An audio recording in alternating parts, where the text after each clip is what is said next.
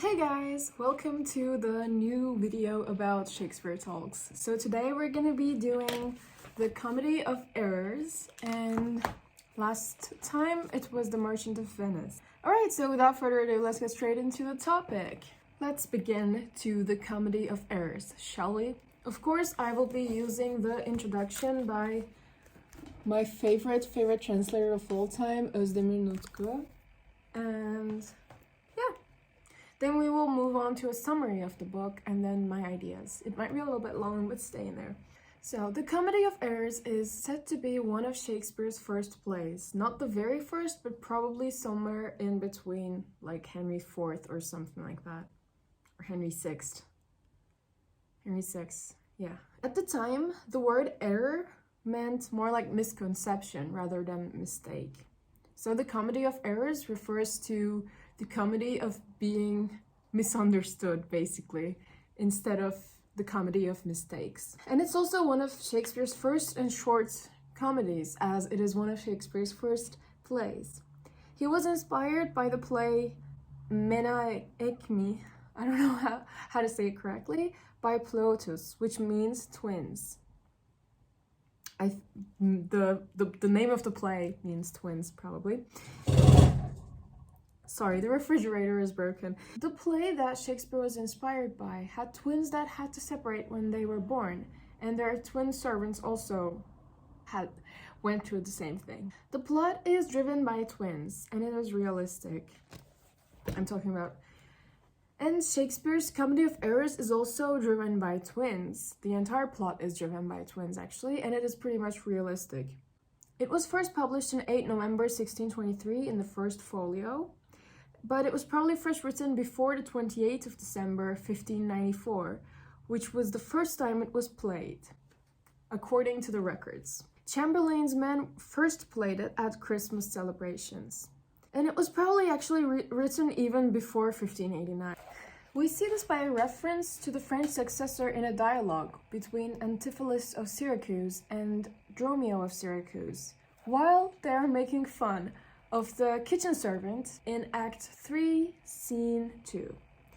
The political reference suggests that Henry of Navarre, also known as Henry IV, was the successor between the years of 1584 and 1589. The joke in the dialogue hints that the play was most probably written before 1589. It seems to be a rather inexperienced play of Shakespeare, as it is one of his firsts. And I think, this is my humble opinion, I believe that this is said because even though it is a very nice play and it's like pretty funny and everything, the tricks in the plot, like, you know, the plot going further and further, like the complications that we see in other plays is not really existent in this play, which makes it, in my opinion again, very much more neat and like just easy to understand. But at the same time, it might also mean that it was one of his more inexperienced plays. The play sort of mocks or criticizes antique comedy and classical plays. It does this by the use of location, such as the entrance being either the pier or the city side. The second way is by using the nun, the mother superior, I'm not really sure what the name, like I think she's Emilia, is what the dictionary calls it, as the deus ex machina. Okay, I've looked at the pronunciation and it says deus ex machina, which means an unexpected power or event saving a seemingly hopeless situation, such as what we see in the Comedy of Errors, which we will get to, especially as a contrived plot device in a play or novel. So, in this play, the deus ex machina is seeming to be the nun, you know, Emilia, the mother superior. The two references Shakespeare used was Menai-Ekmi and Amphitryon. The two references that Shakespeare used was two plays by Plautus, and which were, we already said this, but Menai-Ekmi and Amphitryon. So Shakespeare made some changes. Shakespeare took the basis of the story, but obviously made changes, as he always does. And I think, like, this was something that I used to not know before getting into Shakespeare so deeply. I thought that Shakespeare wrote everything originally, like Romeo and Juliet and like everything. I thought every single idea he had was extremely original, but as I read further, I realized that he mostly took some stories that already existed by older writers, and he changed some things about them and made them so much more original and deeper, you know, in all sorts of contexts. He wrote the sister of Antipholus of Ephesus's wife instead of the father in plsss's play. So he made a change of characters to make it more original, you know. He gave a piece of himself, you know, a newly created character in this play. He also changed the prologue in Rome plays, you know, typical Rome plays, with the story of Aegon, which was more realistic in the end. Alright, so let's have a quick summary of the Comedy of Errors. Aegon's sons' lives went two different directions when they separated from birth. You know, very like, you know, in a boats and all that sort of stuff. They just sort of separated. They both have servants that are also twins that are also both called Dromio. Aegon is a merchant in Syracuse, and they want him dead for crossing the city, even though there was a ban for the two rival cities. By the way, I got this summary from Spark Notes. From Spark Notes. So I just used it. You can look there for more detail. He tells the Duke that he came to look for one of his missing twins. And the other twin also came to look for the missing family, which confuses me, but we will probably get to that later. Because if he knows about this situation, then how come he does not understand the misconception later on? But anyway, I don't know. If you have an answer to that, please enlighten me, because I was really confused when I was reading. The servants are also identical twins, I mentioned, and the identical twin business is the base of this comedy, because they keep misunderstanding who's who. So very basically, guys, if you want to know what is the Comedy of Errors all about, two sets of twins actually, so like 4 people in total, keep getting confused. That's all. The Duke gives one more day as this story moves him so much, you know, Aegon's story. And he's like, okay, fine, just get some money and just like you have one more day to save your life, get yourself some money. And Aegon doesn't know that Antipholus of Syracuse is also in Ephesus currently. So we're in Ephesus, you know. The comedy begins where everyone keeps mistaking Antipholus of Syracuse to Antipholus of Ephesus because they're identical. And this guy comes in and like, everyone's like, hey, sir. And he's like, sir, what? I've just come here. And everyone's like, why are you acting like you just came here? Like, you're a very known person here. But he's just a twin of the known person. Because Antipholus of Ephesus is already an important member of Ephesus. And Ephesus A's wife, Adriana, I'm just gonna call them A because it's like so, Antipholus, you know. Ephesus A's wife, Adriana, thinks Syracuse A is her husband, dragging him to dinner. Because, you know, she sees him and she obviously thinks it's her husband, but it's actually not. Where the actual A's and D's, you know, the Dromios and the Antipholuses are just stuck at the door. And the Dromio of Syracuse is told to let no one in. And this little guy is just, I don't know why I call him little. I just imagine him as a like funny, cute little guy just being like, I'm not gonna let anybody in. And then the Antipholus of Syracuse falls in love with Luciana, who is the sister of Adriana. Who was Adriana? Adriana was the wife of Antipholus of Ephesus. So the twin who just came in and has no idea about what's going on falls in love with the other twin's wife's sister. So it obviously causes some complications because everyone's like, what the hell is going on, sir? Like, why are you cheating on your wife and stuff like that? And he's like, who's my, I don't have a wife. Like, what are you talking about? And this sister, Luciana, is also surprised. She's like, what the hell is going on? She's like, really surprised. You would be too. Okay, so on another note, Antipholus of Ephesus ordered a gold chain, which unsurprisingly at this point, Antipholus of Syracuse gets. So the guy that's important in where we are currently in Ephesus, you know, the Antipholus that matters, ordered some, like, you know, nice jewelry, gold.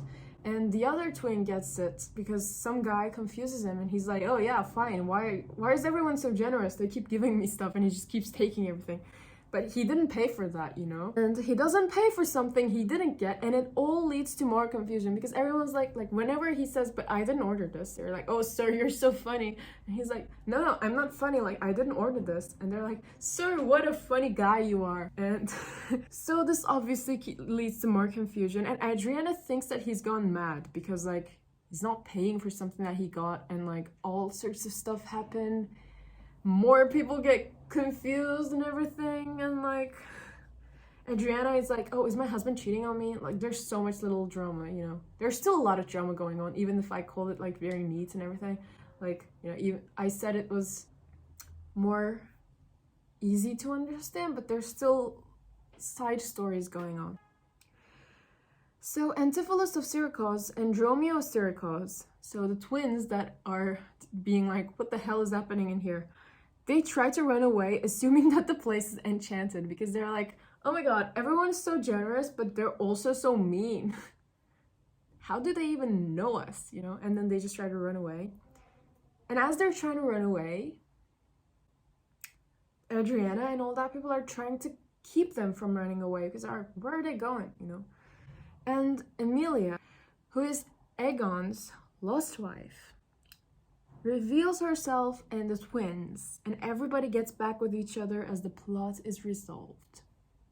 So that was a quick summary. If you want to know the story in more detail, you can look at other videos, because this is more about my ideas than the story, basically. So let's get to my ideas. I think, first of all, that it is a situational comedy.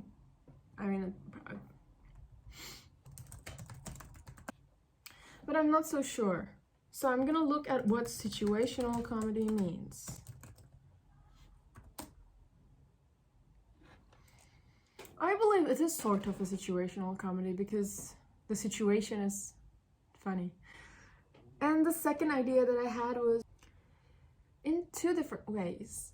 I believe that the play is just like The Merchant of Venice, because it is a happy play. If you remember, we mentioned how happily it ends. And this is a little bit similar. Of course, it's because it's a comedy, but it also just like ends on a well and happy note with the feeling of brotherhood and friendship. And when I read it first, I was like, I thought that Shakespeare used to be happy, and then things happened to him and he started to be unhappy.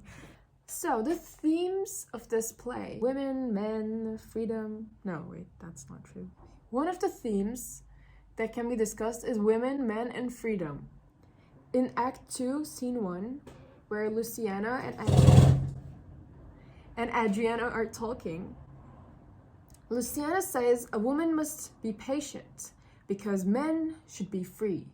And Adriana disagrees. She's like, you wouldn't say that if you were married and if you loved a guy. You wouldn't want him to be going out all the time. And Luciana is like, well, men have jobs outside, so they have the chance to be free, which sort of makes sense, right?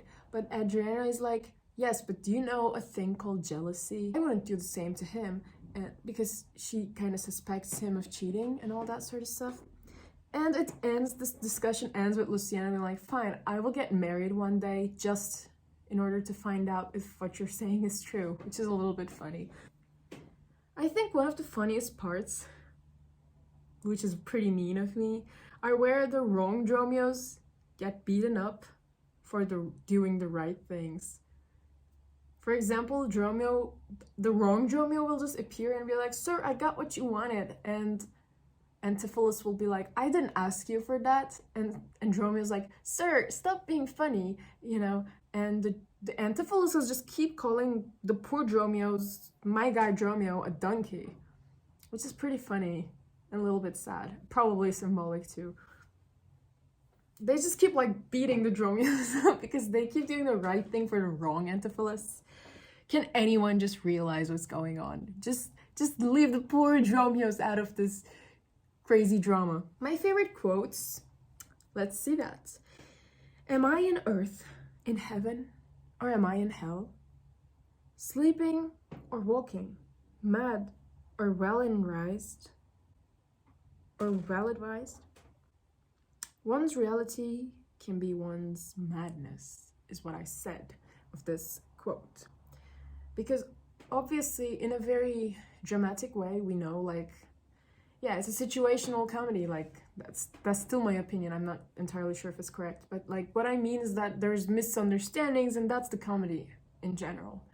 But still, there's a little part that I think goes beyond the surface, which is like, in this quote, for example, am I on earth, in heaven, or in hell? Because the Antipholus is so confused, because what he knows to be reality is not the same reality as the other people. Even though this is due to a very basic misconception, I believe this is a very, very interesting way to look at if you think one's reality can be one's madness. So just think about it. A person who has like schizophrenia, for example, like their reality can be somebody else's madness or something like that. I don't know if that's making it in a...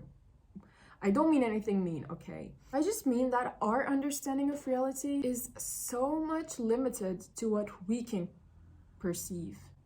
Whereas there's so much more in terms of reality. When you combine everybody else's with your own, you realize that the reality that you know and the reality that exists outside is or might be a little bit more different, and so on. I think the best idea that can be gained from this book is the concept of reality when you think about it this way. The play that I wrote, a theatrical play, if anyone's interested, by the way, I don't even know how many people are watching these videos, but I really love to make them, and if you want to know about my own play, I can also make a video about it.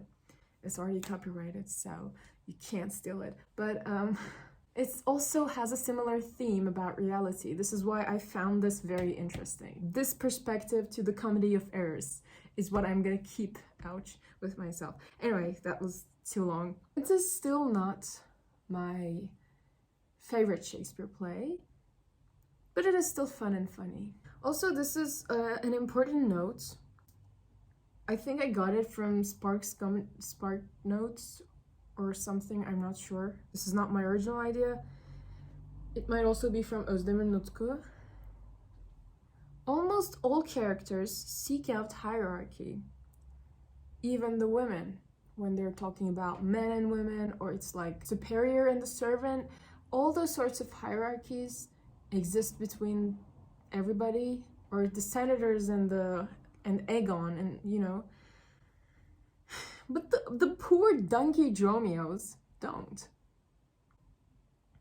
And therefore they say, we came into the world like brother and brother, and now let's go hand in hand, not one before another. So thank you guys so much for watching The Comedy of Errors, and I hope to see you next time.